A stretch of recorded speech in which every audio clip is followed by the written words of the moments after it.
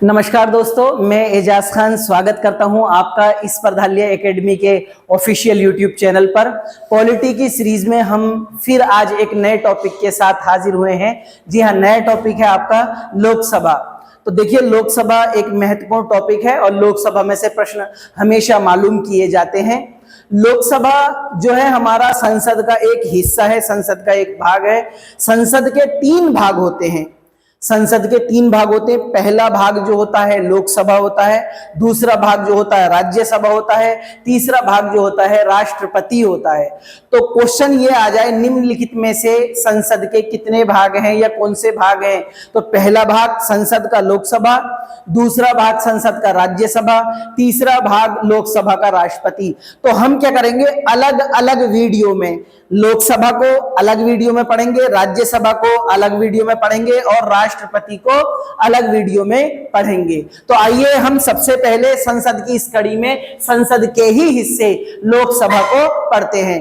लोकसभा में जितने भी आपके फैक्ट हैं, जितने भी कॉन्सेप्ट हैं, इन्हीं को पढ़ते हैं। आइए चलिए लोकसभा। तो देखिए, लोकसभा का उल्लेख कहां पर है? आपका अनुच्छेद 81 में है।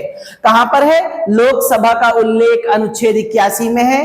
देखिए, लोकसभा का अनुच्छेद 81 में, संसद का 79 में, राज्यसभा का 80 में। संसद का उल्लेख 79, राज्यसभा 80, लोकसभा 81 में। तो लोकसभा का जिक्र कौन से अनुच्छेद में है? अनुच्छेद 81 में है। और लोकसभा की बात करें, लोकसभा का काम क्या होता है? लोकसभा का काम क्या होता है? नए कानून बनाना, पुराने कानूनों में संशोधन करना।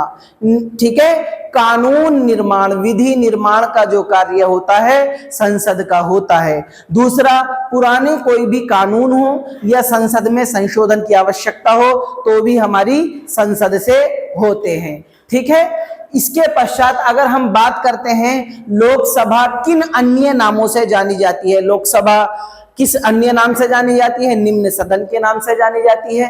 ठीक है, लोगों को सदन के नाम से जानी जाती है, लोक सदन के नाम से जानी जाती है, लोकप्रिय सदन के नाम से जानी जाती है।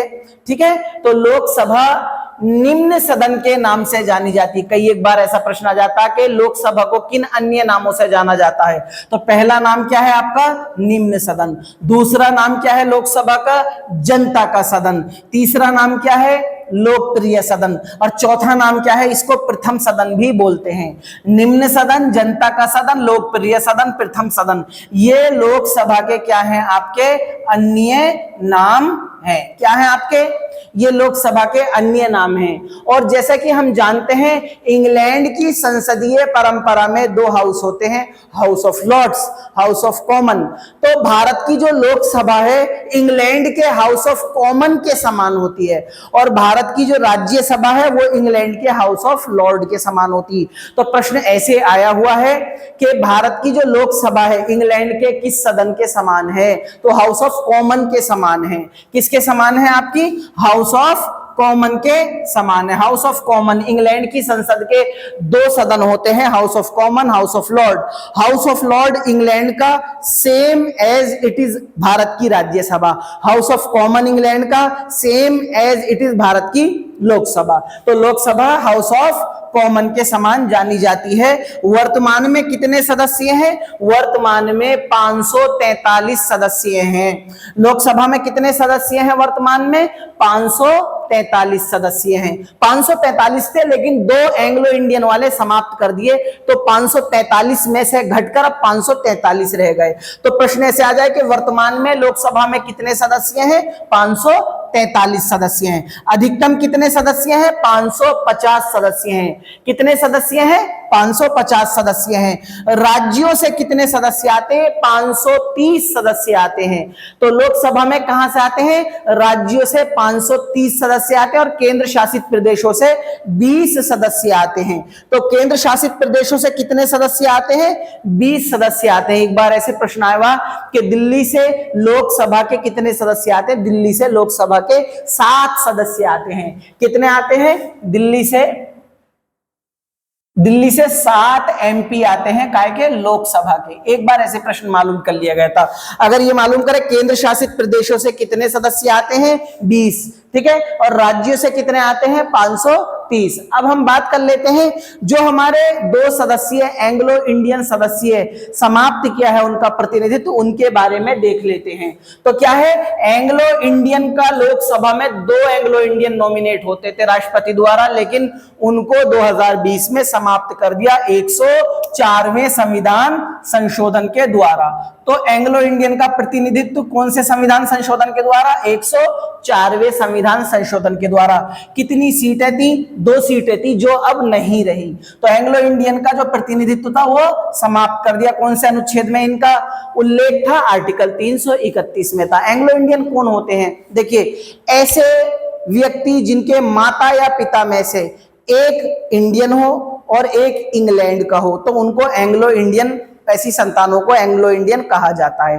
तो अब जो है इनका प्रतिनिधित्व समाप्त हो गया 104वें संविधान संशोधन 2020 के द्वारा। 2 सीटें थी जो अब नहीं है, आर्टिकल 331 में पहले इनका उल्लेख था जो अब नहीं रहा, और अब इनको समाप्त कर दिया। अब बात आते हैं लोकसभा के सदस्य जो होते हैं उनका चुनाव कैसे होता है। तो उनका चुनाव प्रत्यक्ष होता है, मतलब जनता जो है उनका डायरेक्ट ही जनता इस चुनाव में हिस्सा लेती है, जबकि राज्यसभा के चुनाव में जनता डायरेक्ट हिस्सा नहीं लेती। लोकसभा में क्या करते हैं, जनता जो है सीधा हिस्सा लेती, इसलिए प्रत्यक्ष निर्वाचन है। 18 वर्ष की आयु का व्यक्ति जिसका वोटर आईडी में, लोकसभा की वोटर आईडी में नाम है, वो वोट में और ठीक है हिस्सा ले सकता वोटिंग में लोकसभा की, ठीक है। और सार्वभौमिक वयस्क मताधिकार, अर्थात ऐसा कोई भी व्यक्ति जो 18 वर्ष का हो और उसका निर्वाचित सूची में नाम हो तो वो वोट डाल सकता है। तो क्वेश्चन ये आ जाए कौन सी, सार्वभौमिक वयस्क मताधिकार के आधार पर। और जो पद्धति होती है, देखो 2 पद्धतियां होती हैं आपकी, एक फर्स्ट पास्ट द पोस्ट पद्धति, ठीक है, एक आनुपातिक प्रतिनिधित्व एकल संक्रमणीय मत पद्धति। तो आनुपातिक प्रतिनिधित्व एकल संक्रमणीय मत पद्धति जो यूज होती वो राष्ट्रपति उपराष्ट्रपति के चुनाव में यूज होती, लेकिन यहां पर जो एमपी हैं, लोकसभा वाले जो एमपी हैं जिसमें प्रत्यक्ष चुनाव होता, उनकी पद्धति का नाम है फर्स्ट पास्ट द पोस्ट पद्धति। ये एग्जाम में मालूम किया हुआ है। और सार्वभौमिक वयस्क मताधिकार का मतलब यह है कोई भी नागरिक जिसकी 18 वर्ष की आयु हो गई हो और उसका नाम जो है आपका सूची में है, निर्वाचन सूची में, वो आपका वोट डाल सकता। प्रत्यक्ष निर्वाचन मतलब जनता इसमें डायरेक्ट हिस्सा लेती है। इसके पश्चात अगर हम बात करते हैं कि सदस्यों की योग्यता कितनी हो, यदि हम सदस्यों की योग्यता की बात करते हैं तो वह कोई भी वो व्यक्ति जिसकी आयु 25 वर्ष हो, जो भारत का नागरिक हो, जो भारत का नागरिक हो और जो जिसके पास जो है लाभ का पद नहीं हो और जिसका नाम भारत की किसी भी लोकसभा की निर्वाचित सूची में नाम हो, वो व्यक्ति चुनाव लड़ सकता। 25 वर्ष आयु, भारत का नागरिक, ठीक है, किसी भी निर्वाचित क्षेत्र से लोकसभा के निर्वाचित सूची में उसका नाम हो और लाभ का पद नहीं हो, वह व्यक्ति चुनाव लड़ सकता है। तो क्या है आपका, भारत का नागरिक होना चाहिए, योग्यता 25 वर्ष की कम से कम आयु होनी चाहिए, किसी भी क्षेत्र से निर्वाचित मतदाता सूची में उसका नाम होना चाहिए और लाभ का पद नहीं होना चाहिए, ठीक है। इसके पश्चात आगे देखते हैं हम, कार्यकाल कितना होता है लोकसभा का। लोकसभा का कार्यकाल सामान्यतः 5 वर्ष होता है। कितना कार्यकाल होता है, सामान्यतः 5 वर्ष होता है, लेकिन 5 वर्ष से पहले भी लोकसभा को विघटित किया जा सकता है। विघटित करने की घोषणा राष्ट्रपति महोदय करते हैं। विघटित करने की घोषणा कौन करता है, राष्ट्रपति करते हैं। और वैसे नॉर्मल अगर सब चीजें सही रहे तो 5 साल इसका कार्यकाल होता है। और यदि आपातकाल लग जाए तो एक बार में 1 वर्ष तक लोकसभा की क्या है आपकी कार्यकाल को बढ़ाया जा सकता है और 1-1 वर्ष करके बहुत कितने भी अनंत काल के लिए बढ़ा सकते हैं, तो अनिश्चित काल के लिए भी बढ़ा सकते हैं। तो कार्यकाल सामान्यतः 5 वर्ष। राष्ट्रपति पहले भी भंग कर सकते हैं कैबिनेट मंत्रिमंडल की सिफारिश पर। आपातकाल में 1 वर्ष एक आपातकाल में एक बार में 1 वर्ष के लिए एक्सटेंशन दे सकते हैं लोकसभा को। अब आती है अध्यक्ष। देखिए, अध्यक्ष की हमने पहले ही अपने ऑफिशियल यूट्यूब चैनल पर लोकसभा के अध्यक्ष और राज्यसभा के सभापति की वीडियो अपलोड कर दी है। अगर बहुत गहराई से पढ़ना है लोकसभा के अध्यक्ष को और राज्यसभा के सभापति को, तो आप स्पेशल अलग से वीडियो अपलोड कर रखी, वहां पर देख सकते हैं। शॉर्ट सी अगर हम जानकारी लें लोकसभा के अध्यक्ष की, क्या होता है, तो जो चुनाव कहां से होता है, जो भी व्यक्ति चुनाव जीतकर आते हैं, जो भी व्यक्ति चुनाव जीतकर आते हैं लोकसभा का, उन्हीं में से एक सदस्य को चुन लिया जाता है। ठीक है, किनसे? चुनाव लोकसभा सदस्यों के मध्य से ही होता है। और प्रथम लोकसभा जो अध्यक्ष थे वो जीवी मावलंकर थे। पहली महिला जो थी वो मीरा कुमार थी। पहली महिला कौन थी? मीरा कुमार। ध्यान रखना है, ये तीनों मोस्ट इंपोर्टेंट हैं, ये तीनों फैक्ट जो हैं वेरी वेरी मोस्ट इंपोर्टेंट हैं। और धन विधेयक जो होता है आर्टिकल 110 होता है, संयुक्त बैठक आर्टिकल 108 होती है, निर्णायक मत जो होता है अनुच्छेद आपका 100 होता है ना। तो क्या है आपका, अगर हम देखें कि कोई भी विधेयक धन विधेयक है या नहीं, इसको प्रमाणित कौन करता? अंतिम डिसीजन लेना जो अधिकार होता है वो लोकसभा अध्यक्ष का होता। कोई भी विधेयक धन विधेयक है अथवा नहीं, उस पर अंतिम मोहर कौन मारेगा? लोकसभा का अध्यक्ष मारेगा। अंतिम निर्णय लोकसभा अध्यक्ष का होगा और उसके निर्णय को कोई चैलेंज नहीं कर सकता।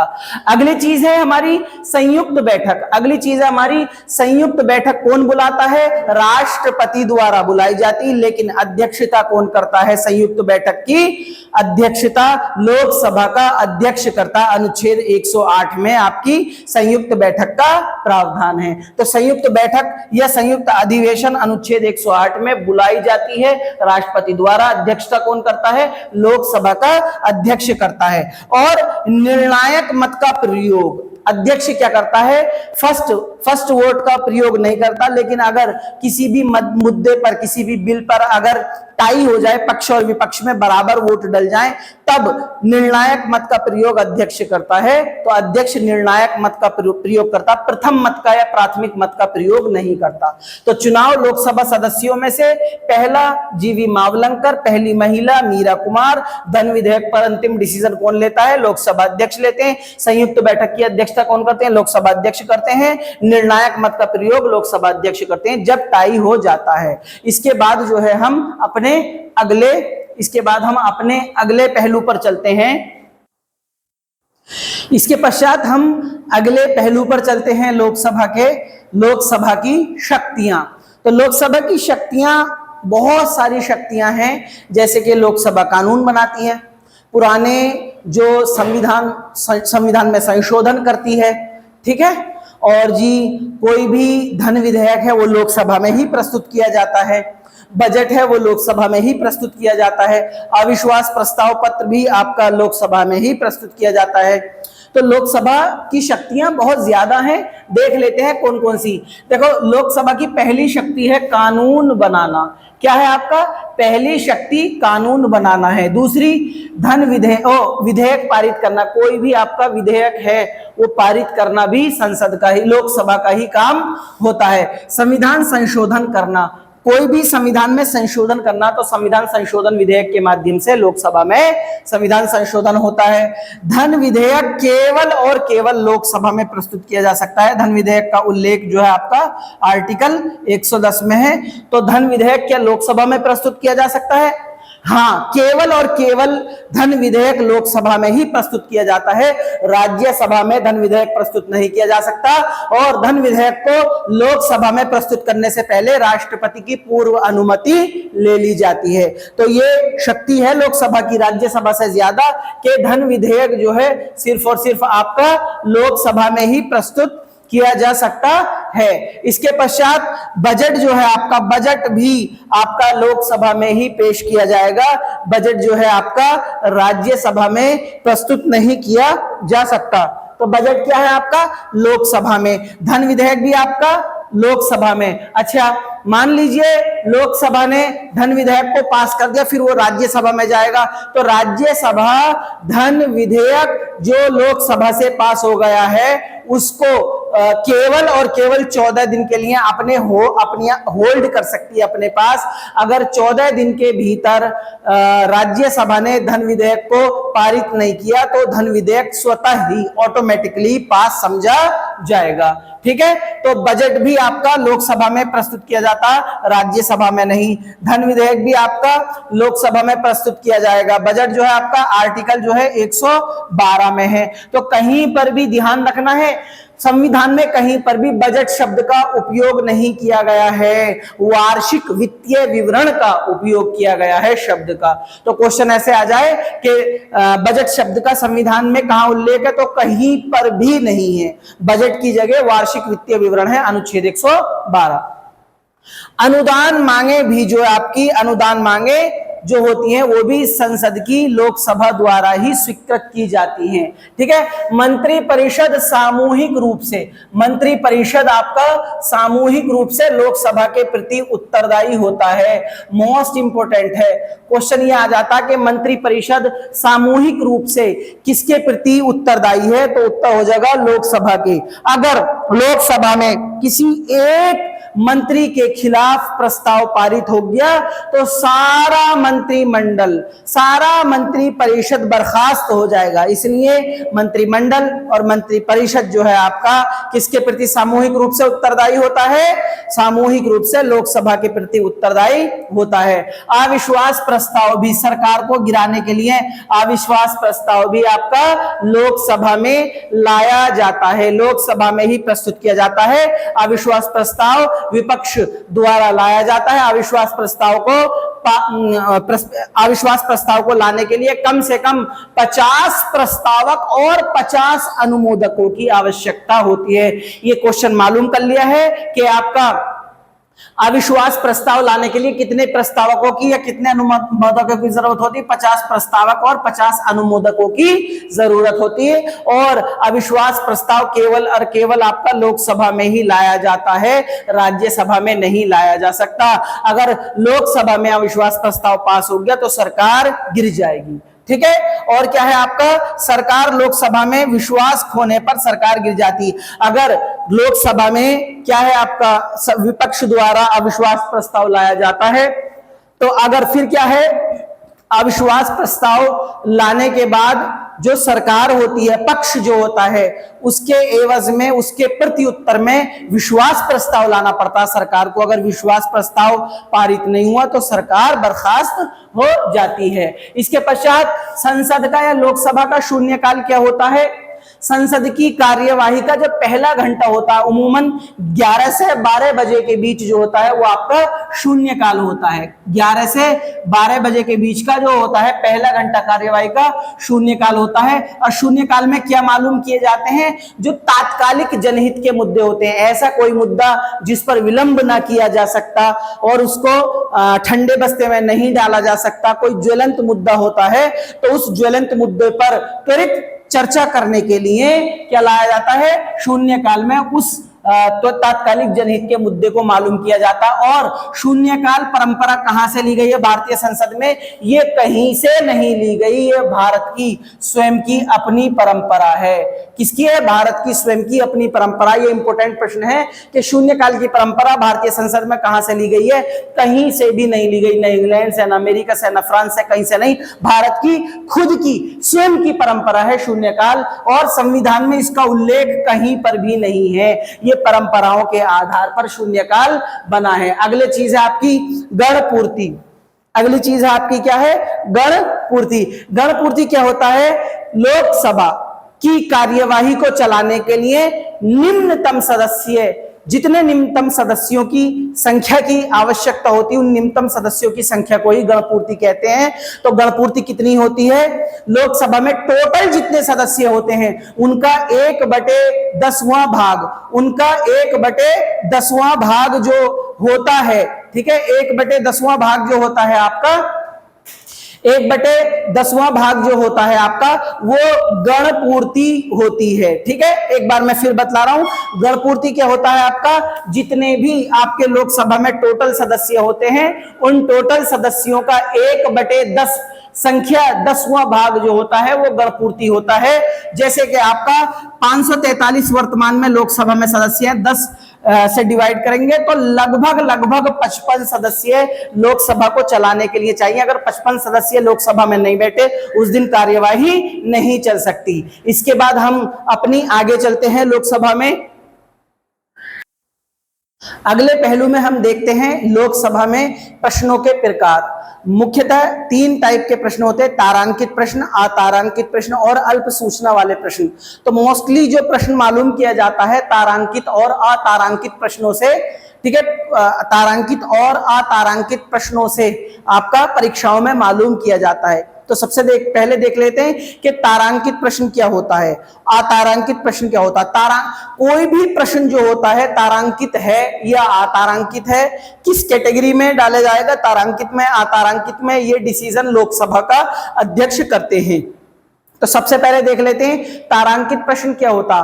तारांकित प्रश्न वह होता है जिसका उत्तर मंत्री को मौखिक रूप से देना होता है और इसके बीच में आपका क्या है, क्रॉस क्वेश्चन कर सकता है प्रश्न मालूम करने वाला सदस्य। तो देखो आपका तारांकित प्रश्न क्या हो गया। तारांकित प्रश्न में मंत्री जो है मौखिक उत्तर देगा।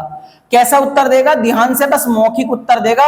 और तारांकित प्रश्नों में पूरक प्रश्न मालूम किए जाते हैं। तारांकित प्रश्नों में आपके पूरक प्रश्न मालूम किए जाते हैं।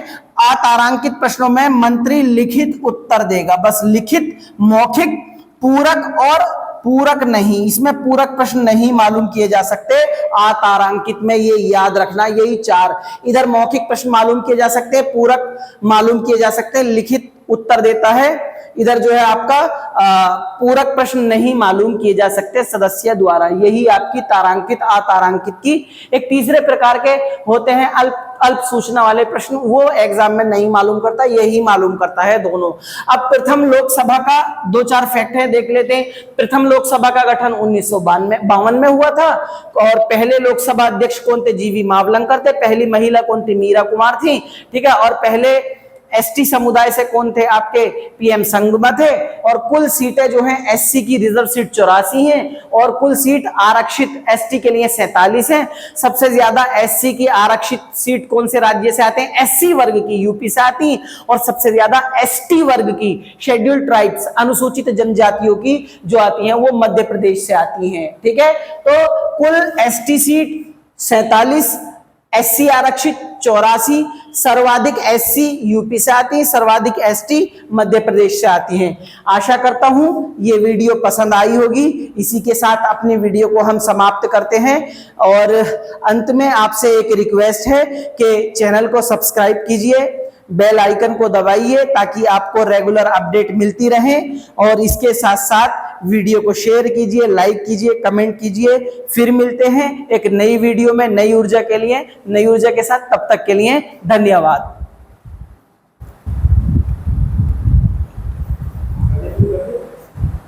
रोक दी थी ना? हाँ, अभी न रोकी।